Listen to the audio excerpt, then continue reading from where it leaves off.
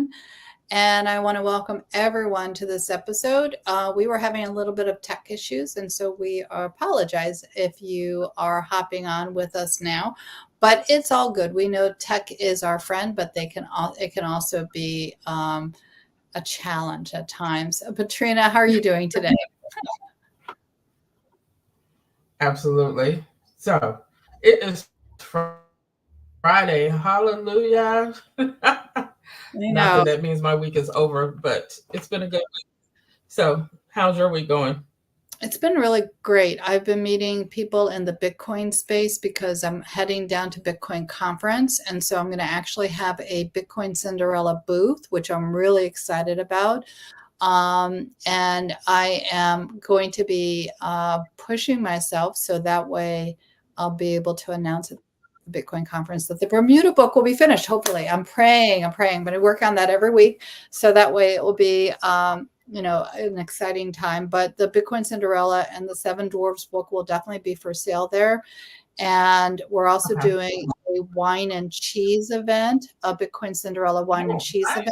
nice. To have a little bit of a Vegas Okay. feel. So different individuals are getting their free codes. So if you are a member of Blockchain Legal Institute, definitely all members of Blockchain Legal Institute gets a free invite code. And if you're listening to this broadcast and you message me, I will give you a discount code. So definitely, that's a plus for being one of our followers. But I'm dropping different interviews of people that I've met in the Bitcoin space, the mining space, that actually are using the mining energy to propel the AI side. And I know you just went to an AI conference, so that's a really Yeah. nice segue there.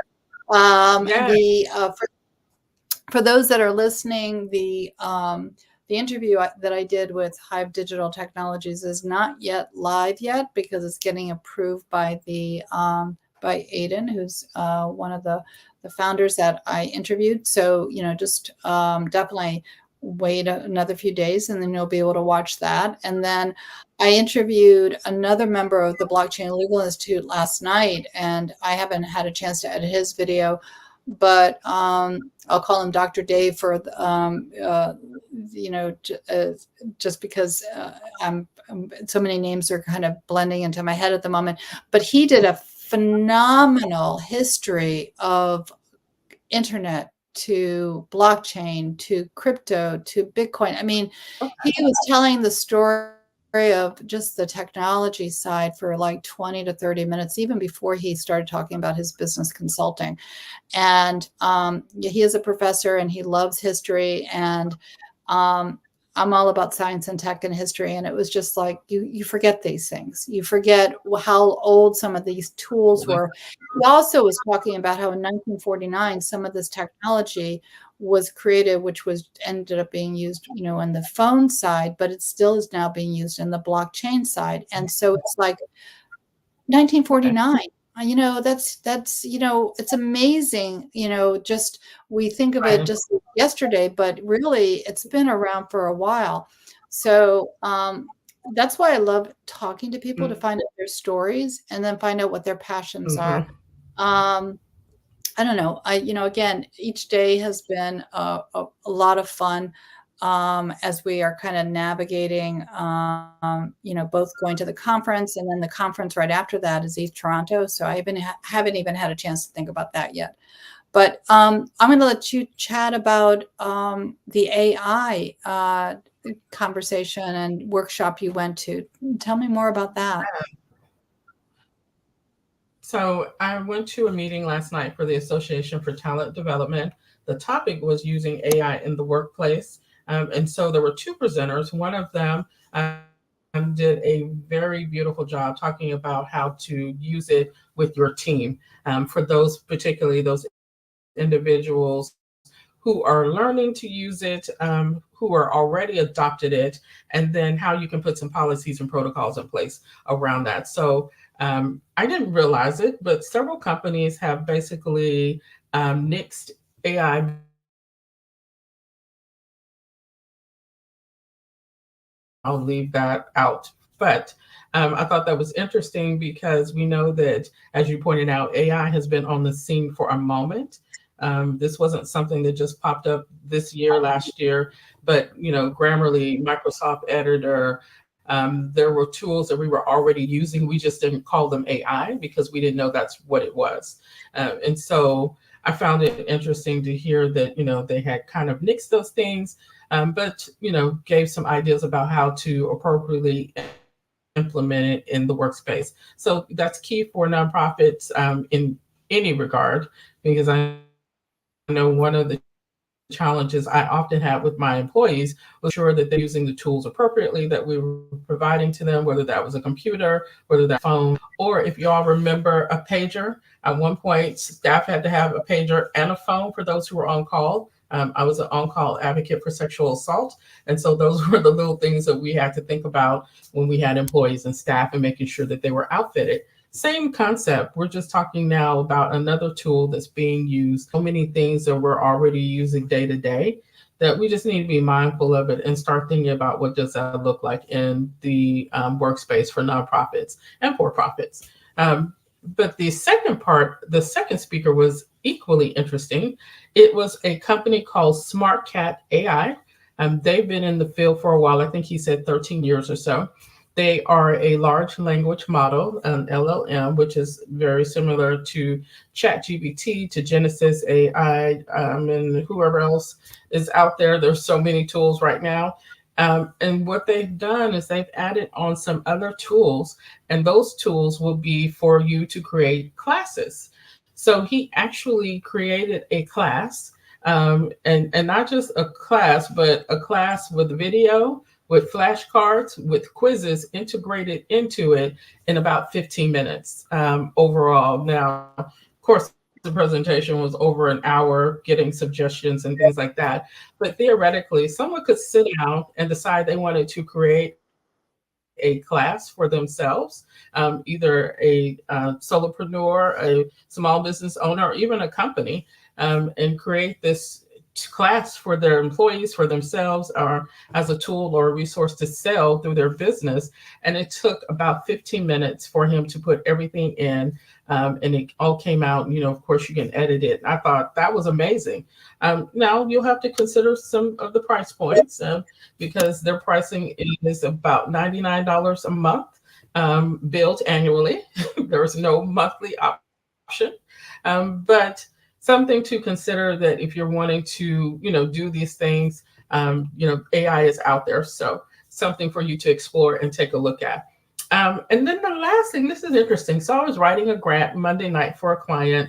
I had used ChatGPT a couple of times on Sunday to analyze some data to create some charts for me. My first time using it to create charts.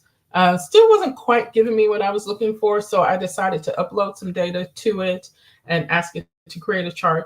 And it politely slapped my hand and told me I had reached my data limit. So I never had that happen before. And I was like, it's like, you can come back tomorrow at 12:25 p.m.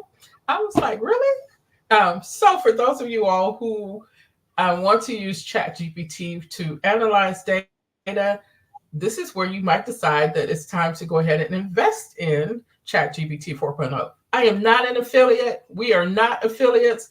I'm just telling you that it's a thing. And if you're really wanting to use it as a tool, that may be something for you to consider. I don't know. Have you ever had that run into that issue, Jackie? Well, I have two different accounts. So on one side, I have the regular chat. On the other side, I have the 4.0. So yes, I have reached. Sometimes I'm not realizing which account, and then I realize, oh, I'm not in the one that's the upgraded one. And so yes, it is amazing when that happens, because if you're kind of rolling through and you're creating, then you go over to see, can chat make it any better? Maybe not, but you don't always think about the usage. And so yes, for sure. I Right. guess there are a lot of free different tools though. So even if you don't want to upgrade to the 4.0, there might be some other edit tools that are free. So definitely, there are also some free newsletters too. And if you go to BLI tools under the AI vertical, you'll be able to see what resources there are. And, I might have mentioned this before, but most of the pages, except for the legal side of it, is open source now. So, if you go over to the blockchain tools, bli.tools, you can use most of the resources for free. If you are trying to do research on the legal side, on the case side, that still is member based. And there are advantages to having a membership because of the sharing out, the business listing, things like that. But definitely, if you're looking for AI tools, check out that vertical. You know. So Absolutely. So see, there's more resources. yeah. So are you heading to any workshops or other places in July or August that we need to know about? So in July, we are hosting our own grant writing workshop. So that will be July 19th at noon Central Time, where you will be able to jump in. That link will be live, should be live tomorrow.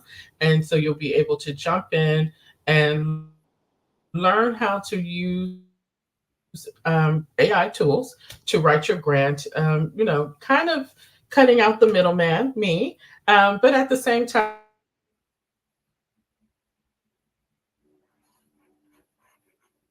at a fraction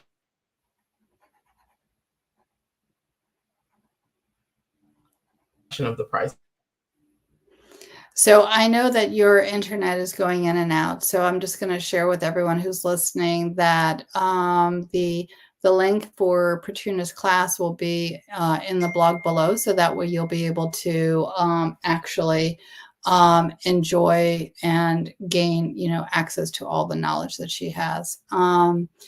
Patrina, I know you happen to be frozen at the moment, and I'm hoping that you're going to come back and be able to kind of help us sign off. How's your internet right now? Can you, if you can give a thumbs up or even text me, then that would be great.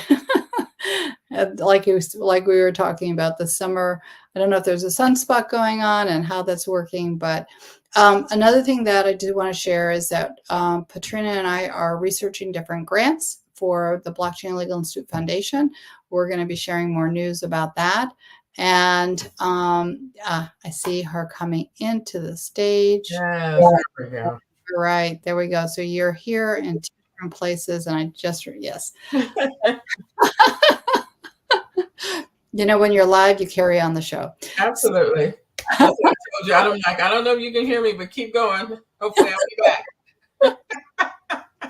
That's okay.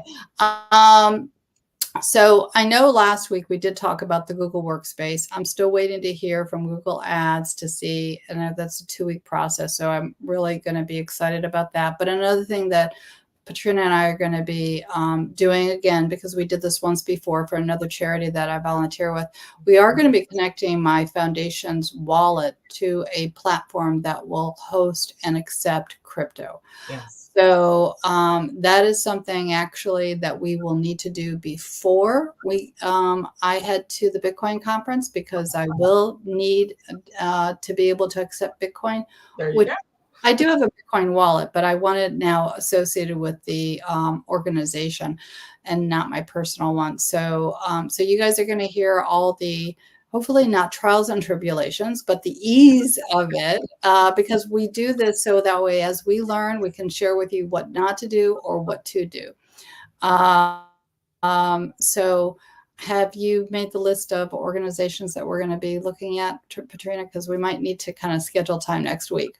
Yeah, absolutely. So I've got a couple of lists, and we had talked about them a couple of months ago, Yep. where they would be able to, we would be able to use them to connect. So I'm looking forward to doing that. I can't think of the name of any of them at this moment, but we will walk through that. But they are in our book. They are in our book. Yes. So the how to use digital assets to fundraise for your nonprofit. So actually, guys, you know what? I'm gonna have to reread the book because I'm gonna have to do what I say. It's like, it's like, what do we say with our kids? It's walk your talk. It's not what I say, it's what I say, not what I do. So yeah, so I'm gonna have to start. Trust me, I've been applying it, but I'm gonna have to really start applying and then sharing with you the stories of how it all works, because that's part of the fun of our life journey is sharing the stories. Any last minute thoughts before we sign off? Have an amazing weekend. It's the 4th of July weekend for those who celebrate 4th of July. And so, you know what? Those who don't, take just a moment to relax and just release some stress and enjoy it. Yeah, for sure. I mean, definitely, I was out on my back porch just listening to the birds and enjoying the garden with a cup of coffee.